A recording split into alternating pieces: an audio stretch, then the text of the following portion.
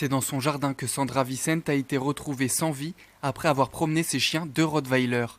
Sa mort choque le village de Senouillac. Elle était adjointe au maire et œuvrait beaucoup pour la commune. La jeune femme de 38 ans souffrait d'une maladie évolutive et se déplaçait en fauteuil roulant. Aujourd'hui, sa mère loue un parcours admirable. Dans tout son cursus, dans toute sa vie, ça a été quelqu'un toujours de très dynamique, volontaire, et justement booster et encourager les gens. Malgré notre maladie, ça a été toujours notre force d'agir ainsi et la vie continue. L'autopsie démontre donc que Sandra Vicente est morte des suites d'une hémorragie due aux nombreuses morsures de ses chiens. Pour cet expert du comportement des animaux, l'agressivité des Rottweiler peut s'expliquer de plusieurs façons.